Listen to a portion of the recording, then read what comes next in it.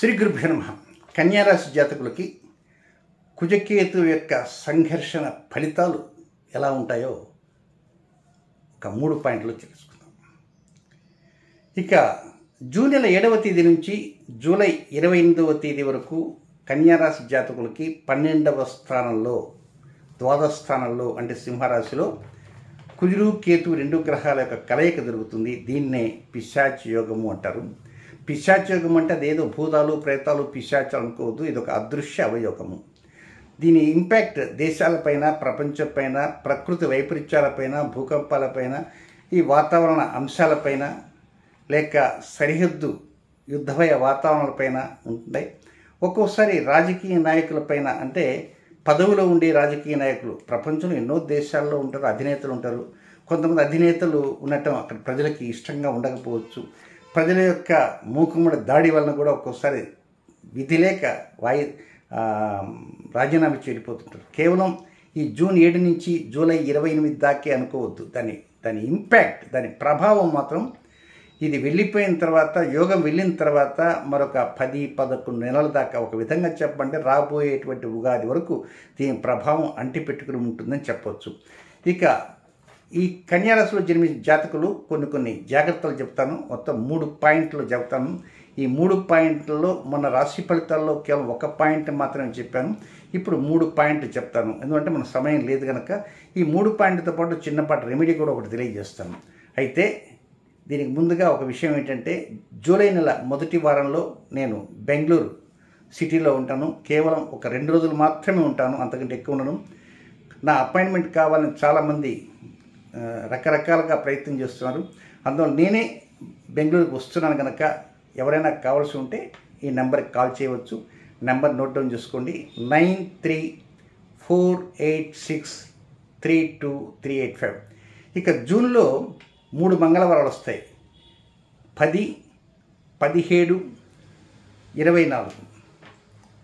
అలాగే జూలైలో కూడా ఒక 3 మంగళవారాలు వస్తాయి.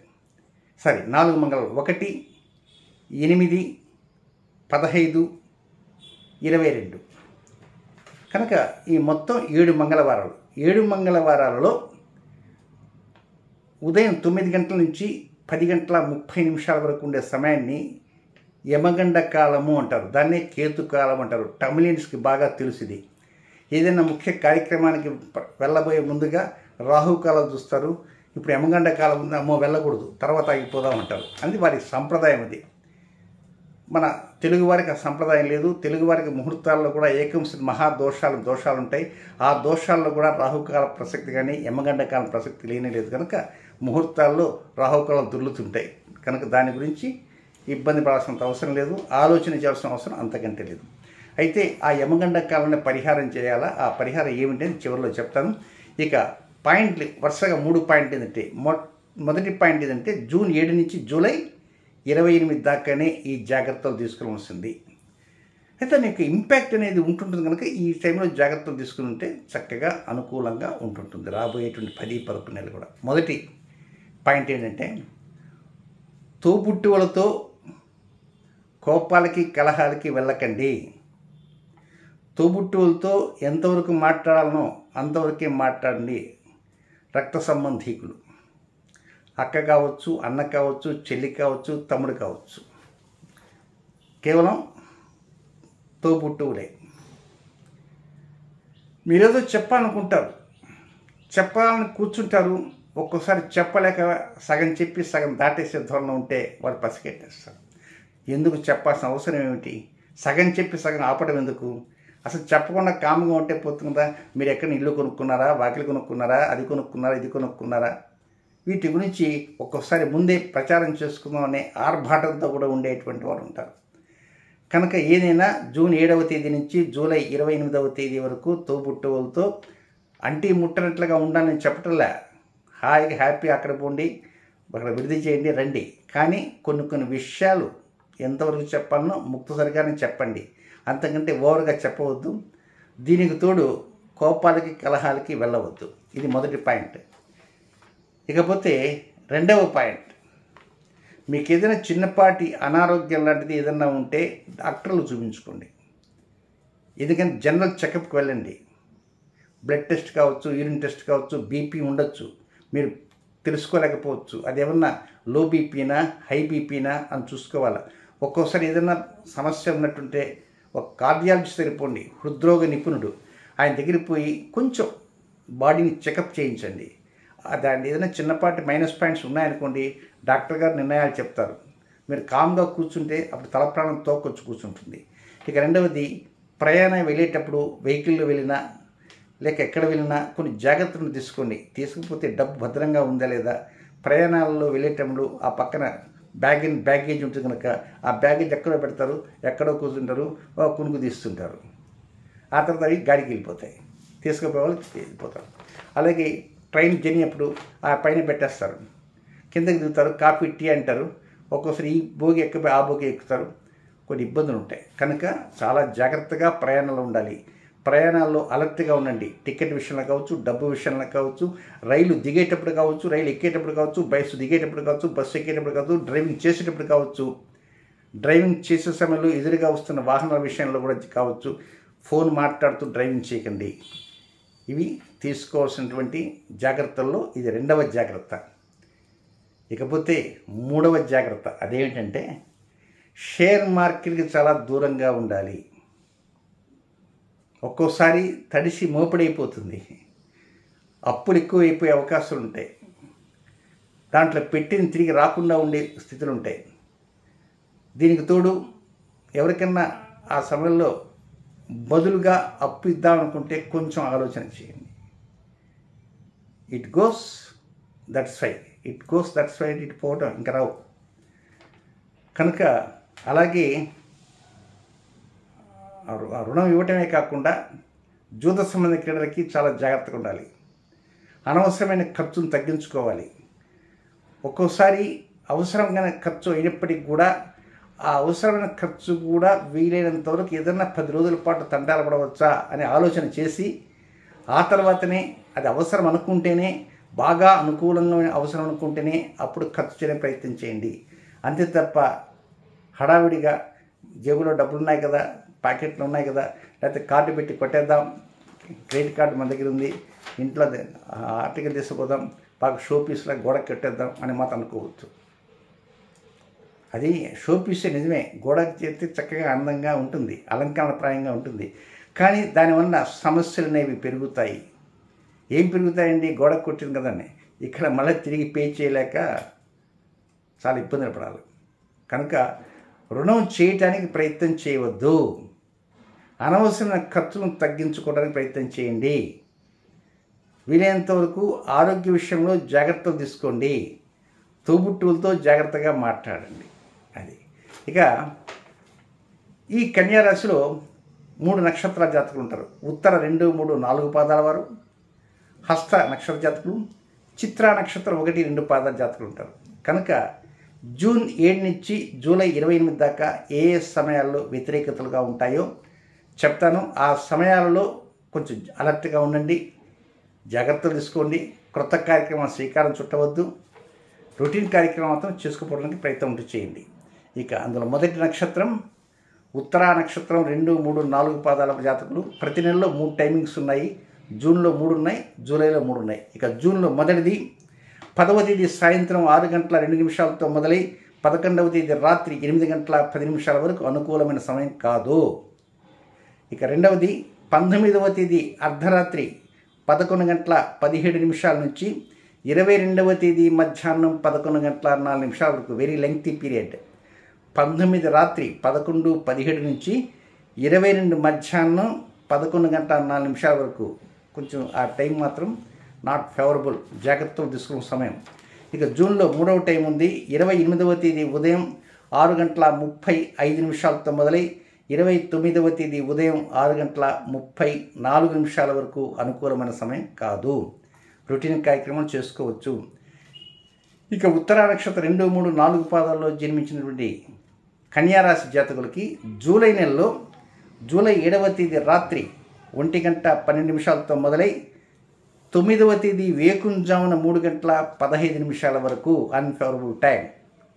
నెక్స్ట్ జూలైలో 2వ టైం 17 17th 17th వేకుంజామున 4:50 నుంచి 21వ తేదీ ఉదయం 6:13. ఇది లెంగ్తీ పీరియడ్.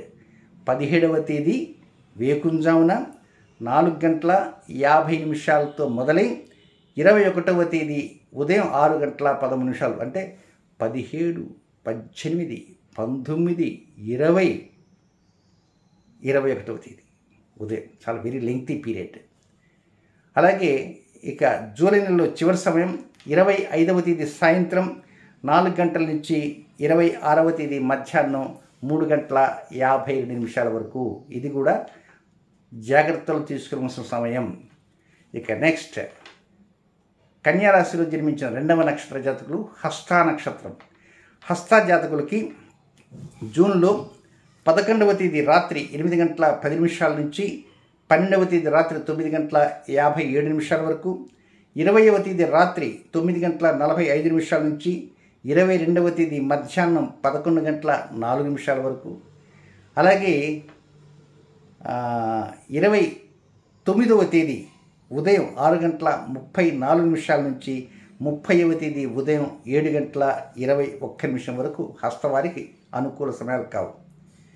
ఇక జూలైలో హస్తవారికి మొదటి సమయం 9వ తేదీ వేకుంజామున 3:15 నుంచి 10వ తేదీ వేకుంజామున 4:50 వరకు. 9 వేకుంజామున 3:15 నుంచి 10 వేకుంజామున 4:50, నియర్లీ 24 అవర్స్ అది. ఇక రెండవ టైం జూలైలో హస్తవారికి 18వ తేదీ వేకుంజామున 3:40 నుంచి 20వ తేదీ ఉదయం 6:13 వరకు. 18 వేకుంజాము నుంచి 20 ఉదయం 6:13 వరకు. ఇక చివరి సమయం హస్తవారికి జూలైలో 26వ తేదీ మధ్యాహ్నం 3:52 నుంచి 27వ తేదీ సాయంత్రం 4:23 వరకు అనుకూలమైన సమయం కాదు. జాగ్రత్తలు తీసుకున్న సమయం. రొటీన్ కార్యక్రమం చక్కగా చేసుకోవచ్చు. ఇక నెక్స్ట్ కన్యారాశిలో మిగిలిన 3వ నక్షత్రం చిత్రా నక్షత్రం. 1, 2 పాదాలు. వీరికి 12వ తేదీ రాత్రి 9:57 మొదలై 13వ తేదీ రాత్రి 11:21 వరకు అనుకూలం కాదు. అలాగే జూన్లో రెండవ టైం 20వ తేదీ రాత్రి 9:45 నుంచి 22వ తేదీ మధ్యాహ్నం 11:04 వరకు. ఇక జూన్లో మూడవ టైం 30వ తేదీ ఉదయం 7:21 నుంచి జూలై 1వ తేదీ ఉదయం 8:54 వరకు. ఈ మూడో టైం జూన్ 30వ తేదీ ఉదయం 7:21 నుంచి జూలై 1వ తేదీ ఉదయం 8:54 వరకు. ఇక జూలై నెలలో టైమింగ్స్ ఎప్పుడంటే ఎవరికి చిత్ర 1, 2 పాదాల వరకు 10వ తేదీ వేకుంజామున 4:50 మొదలై 11వ తేదీ ఉదయం 5:56 వరకు, తిరిగి 18వ తేదీ వేకుంజామున 3:40 నుంచి 20 ఉదయం 6:13 వరకు. ఇక మూడవ టైం 27వ తేదీ సాయంత్రం 4:23 నుంచి 28వ తేదీ సాయంత్రం 5:35 వరకు. ఇవి సమయాలు. ఇక చిన్న పరిహారం ఏమిటంటే జూన్లో 3 మంగళవారాలు వస్తున్నాయి. 10, 17, 24. జూలైలో 4 మంగళవారాలు 1, 8, 15, 15th, 22. ఈ మొత్తం 7 మంగళవారాల్లో మీరు చేయవలసింది ఏమీ లేదు. కర్పూరం, గడ్డ కర్పూరం లేక హారతి కర్పూరం బిళ్ళలు ఉంటాయి. అవైనా సరే చిన్న పాలిథిన్ కవర్లో పెట్టి దాని మీద ఒక పేపర్ పెట్టి ఒక రబ్బర్ బ్యాండ్ వేసిస్తే అవి ఎక్కడికి కరిగిపోవు, అలాగే ఉంటాయి. మీరు ఇంట్లో ఉన్న, వీధిలో ఉన్న, ప్రయాణాలు ఉన్న, ఆఫీస్లో ఉన్న ఆ యమగండ కాలము ఏదైతే ఉందో అంటే 9 to 10:30 మార్నింగ్ 9 గంటల నుంచి 10:30 లోపల ఈ కర్పూర వాసనని 3 or 4 times జస్ట్ 2 సార్లు అట్లా వాసన చూడటం, ఏమన్నా మనం ప్యాక్ చేసుకోవటం. ఈ వారం కట్టుకుని మళ్ళీ నెక్స్ట్ వారం కూడా ఉంటుంది. 7 వారాలకి ఈ కర్పూరం సరిపోతుంది, ఏం కరిగిపోదు. 7 వారాలు అయిన తర్వాత పోయి దేవుడి దగ్గర కర్పూరం హారతి ఇద్దామని మాత్రం అనుకోవద్దు, అది డస్ట్బిన్లో పడేయటమే. కనుక ఈ ప్రకారంగా చేయడానికి ప్రయత్నం చేయండి. దీని యొక్క ఇంపాక్ట్ చాలా అనుకూలంగా ఉంటుంది. మొత్తం మీద మామూలుగా కుజకేతుల సంఘర్షణ ప్రభావం జూన్ 7 నుంచి జూలై 28 దాకా మీకు 12వ స్థానంలో ఉన్నప్పటికీ కూడా ఆ సంఘర్షణ పూర్తయిన తర్వాత కూడా దాని యొక్క వ్యతిరేక పరిస్థితులు 10-11 నెలల దాకా కొనసాగుతుంటాయి. కనుక నేను చెప్పిన ఈ విషయాలలో తోబుట్టువులతో కలహాలకు పోకూడదు. ఆరోగ్య విషయాల్లో, ప్రయాణ విషయాల్లో, డ్రైవింగ్ విషయాల్లో జాగ్రత్తలు తీసుకోవాలి. అనవసరమైనటువంటి వాటికి జోలికి వెళ్ళకూడదు. ఖర్చును తగ్గించుకోండి. జూదాలకి, స్టాక్ మార్కెట్లు అలాంటి వాటికి దూరంగా ఉండడానికి ప్రయత్నం చేయండి. శుభం.